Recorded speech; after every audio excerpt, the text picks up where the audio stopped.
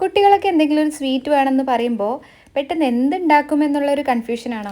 ഒരു കപ്പ് ഗോതമ്പ് പൊടി വീട്ടിലുണ്ട് എന്നുണ്ടെങ്കിൽ വളരെ എളുപ്പത്തിൽ നമ്മുടെ വീട്ടിൽ തന്നെ ഉണ്ടാക്കിയെടുക്കാൻ പറ്റുന്ന ഒരു അടിപൊളി സ്വീറ്റിൻ്റെ റെസിപ്പി ആയിട്ടാണ് കേട്ടോ ഇന്ന് വന്നിട്ടുള്ളത്. അതിനുവേണ്ടി ഒരു ബൗളിലോട്ട് ഒരു കപ്പ് ഗോതമ്പ് പൊടിയും 1/4 കപ്പ് പാൽപ്പൊടിയും 10 രൂപയുടെ പാക്കറ്റ് ആണെങ്കിൽ 1.5 പാക്കറ്റ്, പിന്നെ 1/4 teaspoon baking soda, 1 table spoon നെയ്യ്, 1/4 ടീസ്പൂൺ ഏലക്ക പൊടിച്ചത് എന്നിങ്ങനെ ചേർത്ത് ആവശ്യത്തിന് ഉപ്പും വെള്ളവും കൂടി ചേർത്ത് നന്നായിട്ട് ഇതുപോലെ ഒന്ന് കുഴച്ചെടുക്കണം. ഇതുപോലെ കുഴഞ്ഞു വന്നു കഴിഞ്ഞാല് ഒരു അരമണിക്കൂർ ഇതിനെ റെസ്റ്റ് ചെയ്യാനായിട്ട് മാറ്റി വെക്കാം. ആ ഒരു സമയത്ത് നമുക്ക് പഞ്ചസാര പാനി കൂടി റെഡിയാക്കി എടുക്കാം.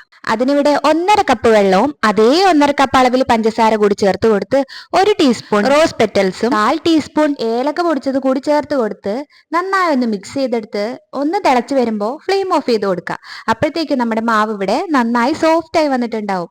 അതിനെ ഒന്നുകൂടി കുഴച്ചെടുത്തിട്ട് ഇതുപോലെ കുഞ്ഞു കുഞ്ഞു ബോൾസ് ആക്കി എടുത്ത് ഇഷ്ടമുള്ള ഷേപ്പിൽ ഇങ്ങനെ ഒന്ന് ആക്കിയെടുത്ത് കഴിഞ്ഞാൽ നമുക്കിതിനെ ഡീപ് ഫ്രൈ ചെയ്തെടുക്കണം. അതിന് വേണ്ടിയിട്ട് ഒരു മീഡിയം ഫ്ലെയിമിൽ ഇതുപോലെ ഒരു ഗോൾഡൻ ബ്രൗൺ കളർ ആവുന്നത് വരെയും വറുത്തെടുക്കണം.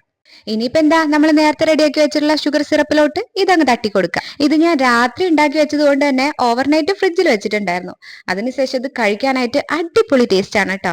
ഇത് ഗോതമ്പ് പൊടിയാണെന്നുള്ളത് അറിയാനേ പറ്റില്ല. അപ്പൊ നിങ്ങൾ ഇതൊന്ന് ട്രൈ ചെയ്ത് നോക്കിയതിന് ശേഷം ഫീഡ്ബാക്ക് അറിയിക്കണേ.